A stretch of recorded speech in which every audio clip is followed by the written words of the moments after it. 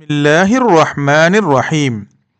திரு ஃபைசுல் ஹபீப் ख्वाजा ஹபீபுல்லா ஷா அலைஹி ரஹ்மா அவர்கள் அருளியது. அத்தியாயம் 45.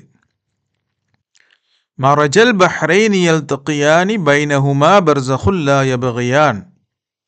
அவைகளுக்கிடையில் ஒரு தடுப்பு உண்டு, அந்த தடுப்பை ஒன்றையொன்று மீறாது என்று அல் குர்ஆனிலே அத்தியாயம் 55 வசனங்கள் 19-20 கூறப்பட்டுள்ளன. இதை பற்றி ஒரு ஞானியின் கருத்து இவ்வாறு அமைகின்றது. இரண்டு பஹர், இரண்டு சமுத்திரங்கள் என்பது அஹதியத், வஹ்தத், வாஹிதியத் என்ற மூன்றும் ரப்பை சேர்ந்த நல்ல தண்ணீர் சமுத்திரமாகும். அர்வாஹ், மிதால், அஜ்சாம் என்ற மூன்றும் அப்தை சேர்ந்த உப்பு நீர் சமுத்திரத்துக்கு ஒப்பாக கூறப்பட்டிருக்கின்றது. இந்த இரண்டும் சந்திப்பிற்கு ஒரு தடுப்பு உண்டு.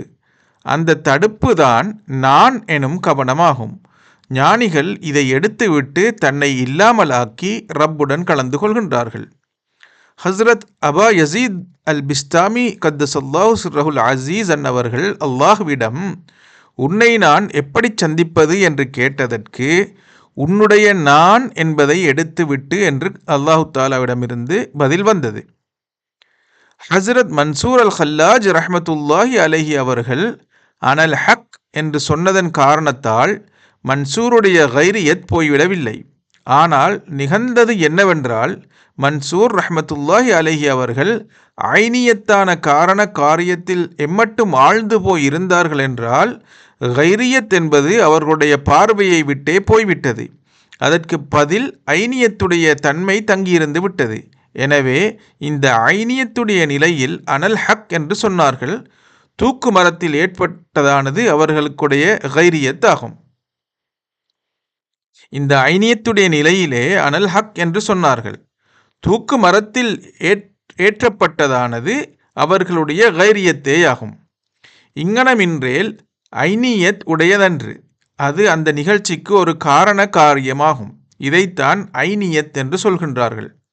இந்த முகையிது என்னும் கைரியத்திற்கே, பந்தத்துக்கே ஜீவியம் அருளப்பட்டிருக்கின்றது. எனவே இறைவன் ஜாத்தானது உஜூது மட்டும்தான். எனவே இத்தகைய குறிப்பையும் பந்தத்தையும் நிர்பந்தத்தையும் இறைவன் என்று யாரும் சொல்ல மாட்டார்கள். ஏனெனில் இந்த குறிப்பும் பந்தமும் நிர்பந்தமும் தனிப்பட்ட உட்பொருட்களாகும். அல்லாஹுடைய ஜாத்து அவற்றை விட்டு முற்றும் நீங்கியே இருக்கின்றது. இந்த கைரியத்துக்கே இறைவன் வுஜூதை அளித்தான். இது அவனுடைய வுஜூதிலிருந்து உண்டானதாகும். இக்காரணம் பற்றியே ஐனியத் மிகைத்து காணப்படுகின்றது, கைரியத்து விழுந்து போய்விடாமல் இருக்கின்றது. எனவே எந்த வஸ்துவில் ஐனியத்தும் கைரியத்தும் காணப்படுகின்றனவோ அந்த ஜாத்து இலாகியாக ஆகிவிட மாட்டாது. இந்த விஷயங்கள் மிகவும் நுட்பமானவை. இவை நுட்பமானவையும் பரிபூர்ண தர்ஜாவை பெற்றதும் ஆகும். அல்லாஹு தாலா இதை நாம் உணரத்தக்க விவேகத்தை அருள்வானாக. சந்தேகங்களை விட்டும் நம்மை காப்பானாக.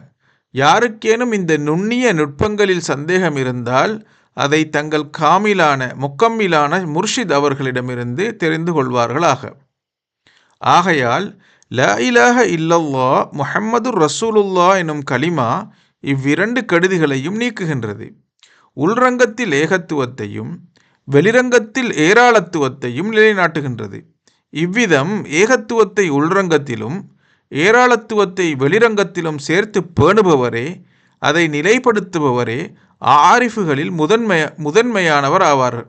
அதனால் அவருடைய ஏகத்துவ விழி அகக்கண் ஏராளத்துவ விழி முகக்கண்ணுடன் சேர்ந்தே திறந்திருக்கின்றது.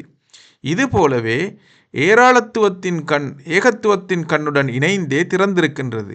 நாவில் ஃபுர்கான் பிரிவினை, உள்ளத்தில் குர்ஆன் சேர்மானம். நாவில் ஃபுர்கான் எனும் பிரிவினை, உள்ளத்தில் குர்ஆன் எனும் சேர்மானம்.